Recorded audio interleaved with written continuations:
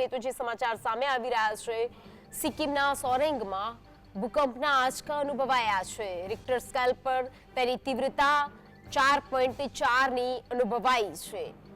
તો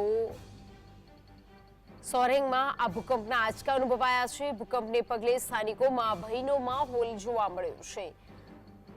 તો Richter scale પર તેની તીવ્રતા મપાતા 4.4ની નોંધાઈ છે। વહેલી સવારે 6:57 આંચકો અનુભવાયો છે। સિક્કિમની ભૂકંપની અસર બિહાર સુધી અનુભવાઈ છે। તો આ સાથે જ નેપાળ, ભૂતાનમાં પણ આંચકા અનુભવાયા છે।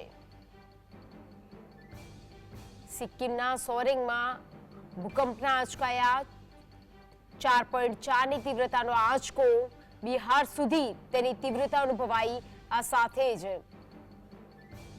લોકોમાં ભયનો માહોલ ઉભો થયો છે।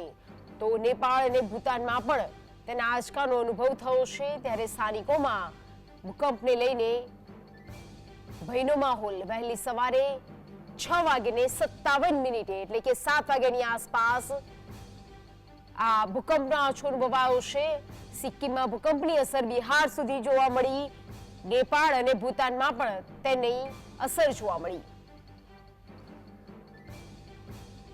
વધુ વિગતો સાથે સહયોગી કામેશ ચોકસી ફોન લાઈન પર જોડાઈ ગયા છે। કામેશ, 4.4ની તીવ્રતાનો ભૂકંપ અને લોકોમાં ભયનો માહોલ।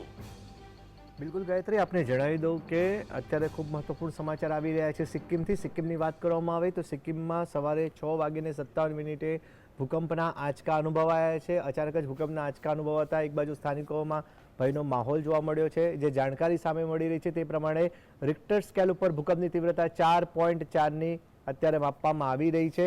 ભૂકંપનું કેન્દ્ર સિક્કિમ હતું, પરંતુ તેના જે આંચકા આવ્યા તેની અસર બિહાર સુધી અનુભવાઈ હોવાની વાત સામે આવી રહી છે। બિહારમાં પણ લોકોએ ભૂકંપના કંપનનો અનુભવ કર્યો હતો। ભૂકંપનું કેન્દ્ર જે છે એ પશ્ચિમ બંગાળના સિલિગુડી પાસેનું હોવાની જાણકારી સામે આવી રહી છે। આ સાથે જ કહી શકાય કે એની અસર ભારતમાં એટલે કે પશ્ચિમ બંગાળ અને બિહારમાં પણ જોવા મળી। ત્યાં પણ ભૂકંપના આંચકા અનુભવાયા છે। આ સાથે જ નેપાળ અને ભૂતાનમાં પણ ભૂકંપના આંચકા અનુભવાયા છે, જેને લઈને કહી શકાય કે એક રાહતની વાત એ છે કે 4.4ની તીવ્રતાનો ભૂકંપ હતો, એટલે જાનમાલને નુકસાનના હજી સુધી કોઈ અહેવાલ સામે આવ્યા નથી। પરંતુ કહી શકાય કે ભૂકંપ આવવાથી ભૂસ્ખલનનો ખતરો વધી જતો હોય છે અને ભૂસ્ખલન આવે એટલે કહી શકાય કે મોટી તબાહી આવી શકે છે। આપણે એ પણ ના ભૂલવું જોઈએ ગાયત્રી કે હાલમાં જ વાયનાડમાં ભૂસ્ખલન થયું હતું ને, જેને લઈને મોટી સંખ્યામાં કેટલાક લોકો માર્યા ગયા હતા।